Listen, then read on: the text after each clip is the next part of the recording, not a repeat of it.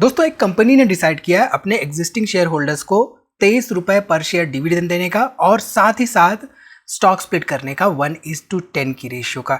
अब इससे किसको क्या मिलेगा, यानी कि एग्जिस्टिंग इन्वेस्टर्स को क्या मिलेगा, क्या पैसे बढ़ेंगे, डिटेल में जानेंगे इस छोटी सी वीडियो में। तो वीडियो को यहाँ पे पूरा देखिए और स्टॉक मार्केट इन्वेस्टमेंट के बारे में कुछ नया सीखिए।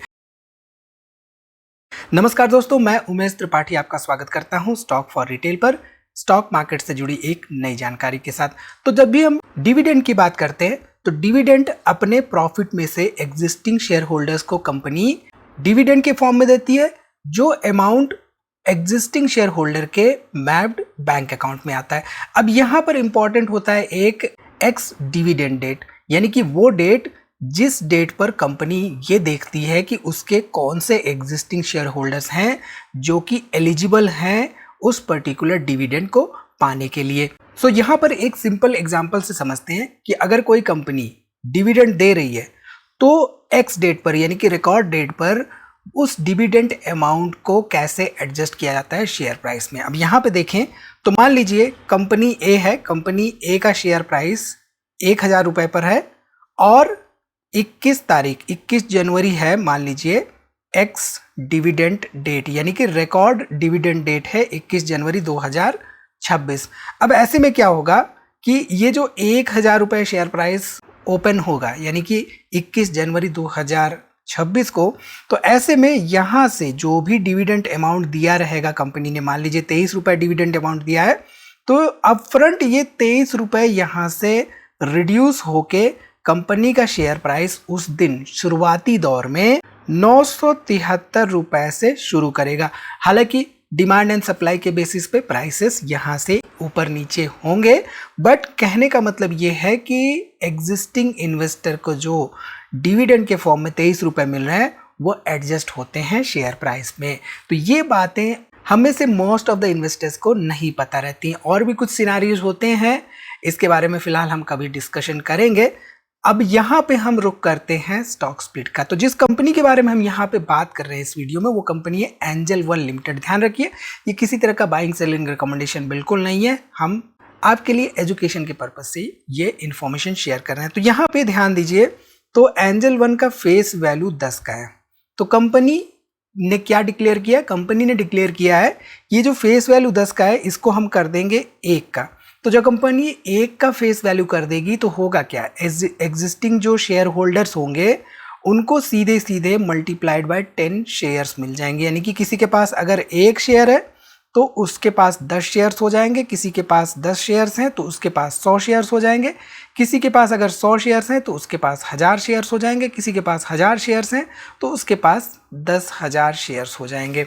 अब यहाँ पे 10,000 शेयर्स हो जाएंगे का मतलब क्या होता है कि पैसे भी बढ़ जाएंगे? सिंपल सा यहाँ पे आंसर है नहीं।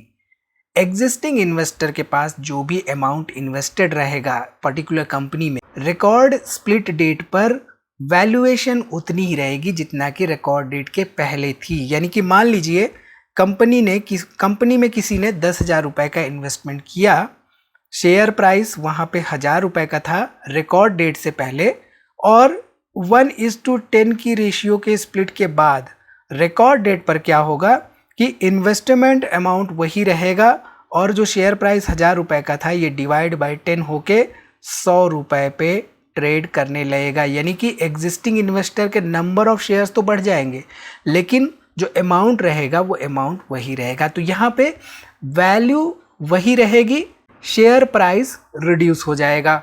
अब यहाँ पे कुछ इंपॉर्टेंट सवाल ले लेते हैं स्प्लिट के रिगार्डिंग। रिकॉर्ड डेट पर क्या मुझे शेयर्स अपने पास रखने होंगे नंबर ऑफ शेयर्स, बढ़े हुए नंबर ऑफ शेयर्स पाने के लिए? तो इसका सिंपल सा जवाब है हाँ। रिकॉर्ड डेट वो डेट होती है जिस पर कि शेयर होल्डर्स कौन कौन से एलिजिबल हैं वो पता किया जाता है। तो रिकॉर्ड डेट तक आपके पास शेयर्स होने चाहिए स्टॉक स्प्लिट के पार्टिसिपेशन के लिए। अब यहाँ पे एक दूसरा सवाल ये आ रहा है कि भाई डिविडेंड कब मिलेगा? जस्ट इन केस अगर 23 रुपये का डिविडेंड अनाउंस किया है, जिसकी कि आपको इन्फॉर्मेशन शेयर कर दूं, यहाँ पे 21 जनवरी 2026 है इसकी रिकॉर्ड डेट या एक्स डेट, डिविडेंड डेट आप कह सकते हैं। तो मिड फरवरी 2026 में ये डिविडेंड बैंक अकाउंट्स में ट्रांसफर होंगे। सो कंपनी का लेटेस्ट सर्कुलर अगर हम देखते हैं एंजल वन का, तो यहाँ पे पहली बात तो इंटरिम डिविडेंड का इन्होंने डिक्लेरेशन किया जिसमें कि 23 रुपए पर शेयर का डिविडेंड है और 21 जनवरी 2026 यहाँ पे रिकॉर्ड डेट है इसकी। एंड ध्यान रखिए ये जो फेस वैल्यू 10 की है उस पर यहाँ पे ये डिविडेंड दिया जा रहा है। इसके साथ ही साथ इन्होंने स्टॉक स्प्लिट का भी अनाउंसमेंट किया और जो 10 रुपए की फेस वैल्यू है उसको ये कर देंगे स्प्लिट करके 1 रुपए की फेस वैल्यू में। अब ये आने वाले समय में रिकॉर्ड स्प्लिट डेट जो है वो अनाउंस की जाएगी। यहाँ पे कंफ्यूजन ये मत रखिए कि भाई 21 तारीख डिविडेंड के लिए भी रिकॉर्ड डेट है और स्प्लिट के लिए भी रिकॉर्ड डेट है, ठीक है। सो यहाँ पे जो डिविडेंड है 23 रुपीज़ पर शेयर और इसका जो एक्स डिविडेंड डेट है या रिकॉर्ड डेट आप जो भी कह सकते हैं ये 21 जनवरी 2026 है।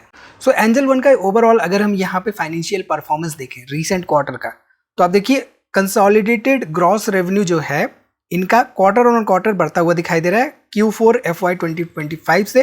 एंड साथ ही साथ यहाँ पे प्रॉफिट आफ्टर टैक्स भी बढ़ता हुआ दिखाई दे रहा है। तो पिछले 2-3 क्वार्टर से इनकी सेल्स एंड प्रॉफिटेबिलिटी बढ़ती हुई दिखाई दे रही है।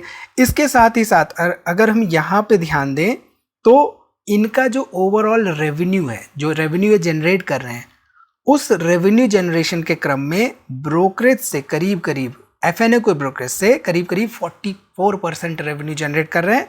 साथ ही साथ यहाँ पे कमोडिटी ब्रोकरेज से 6% रेवेन्यू, इंटरेस्ट से ही ये 33% रेवेन्यू जनरेट कर रहे हैं एंड ब्रोकरेज से यहाँ पे डिलीवरी जो ब्रोकरेज होती है उससे करीब करीब 8% का रेवेन्यू जनरेट करते हुए दिखाई दे रहे हैं।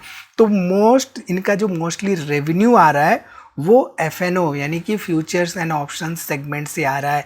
अब यहाँ पे ये जो मेजर चंक आ रहा है इसमें अगर कुछ रूल्स चेंज होते हैं तो ऐसे में ये पर्टिकुलर सेगमेंट इम्पैक्ट हो सकता है। तो इस बात को ध्यान में देके हमें चलना चाहिए, ठीक है। इसके बिजनेस सेगमेंट की बात करें तो एंजल वन का बिजनेस सेगमेंट हम सबको मालूम है। आई थिंक आपके पास डीमैट अकाउंट भी होगा एंजल वन का। जस्ट इन केस नहीं है तो डिस्क्रिप्शन में हमने ऑथराइज्ड पार्टनर का लिंक दे रखा है, आप वहां से चाहें तो demat and trading account open कर सकते हैं। यहाँ पर ध्यान दें तो भारत में करीब करीब 216 मिलियन के आसपास डीमैट अकाउंट्स हो चुके हैं, यानी कि over 15% of the total population यहाँ पे डीमैट अकाउंट होल्ड कर रही है। हालांकि यूनिक डीमैट अकाउंट्स की बात करें यानी कि यूनिक पैन नंबर्स की बात करें जिस पर डीमैट अकाउंट्स ओपन किए गए हैं वो करीब करीब 12 मिलियन के आसपास है एज ऑन नवंबर 2025। तो यहाँ पर देखें तो इस बिजनेस सेगमेंट में खासतौर पर भारत के पॉपुलेशन को देखते हुए 1-on-1 डीमैट अकाउंट की अगर हम बात करें तो ग्रोथ दिख रही है। तो इस बात को भी हमें ध्यान में देके चलना चाहिए, ठीक है। अब यहाँ पे अगर हम शेयर होल्डिंग पैटर्न पे ध्यान दें तो प्रमोटर्स मार्च 2023 में 38% के आसपास थे। यहाँ पे FIIs करीब करीब 16% थे, DIIs 10% के आसपास और पब्लिक इन्वेस्टमेंट 35% के आसपास थी। लेटेस्ट डाटा पर ध्यान दें तो यहाँ पे प्रमोटर्स कम होते हुए दिखाई दिए, 28% के आसपास प्रमोटर्स हो चुके हैं, 40% पब्लिक है यहाँ पे। और यहाँ पे देखें तो करीब करीब आपको 31% के आसपास FIIs एंड DIIs देखने को मिल रहे हैं। तो कंपनी में जब हम एनालिसिस करते हैं राइट फंडामेंटल्स की तो वहाँ पे हम बिजनेस की एनालिसिस करते हैं कि किस बिजनेस सेगमेंट से है, उस बिजनेस सेगमेंट में किस सेगमेंट से वो क्या रेवेन्यू जनरेट कर रहे हैं एंड इसके साथ ही साथ हम ये देखते हैं कि उसमें शेयर होल्डिंग पैटर्न क्या है, फंडामेंटल पैरामीटर्स हम देखते हैं, return on equity, return on capital employed, debt का हम पैरामीटर्स देखते हैं। तो ये सब बातें हम आपको समझाते रहते हैं, सिखाते रहते हैं, सीखना आपके लिए बहुत ज़रूरी है। डिस्क्रिप्शन में कुछ हमने इंपॉर्टेंट लिंक्स दे रखे हैं। आप में से कई लोग ये पूछते रहते हैं कि हमारी बहुत सारी वीडियोस जो हुआ करती थी वो कहाँ चली गई। तो बहुत सारी ऐसी बातें हुई हैं पिछले 1-2 साल में जिसकी वजह से हमारी बहुत सारी वीडियोस हमें चाहते ना चाहते हुए हटानी पड़ी। आप लोगों में से बहुत लोग ये पूछते हैं कि भाई वो वीडियोस क्या हमें वापस मिल सकती हैं, तो इसके लिए हमारे जो एप्लीकेशंस हैं वहाँ पर हम लाने की बातें कर रहे हैं। उसको सारे सभी रेगुलेशंस को ध्यान में रखते हुए हम आप लोगों के लिए चीज़ें लाते रहेंगे।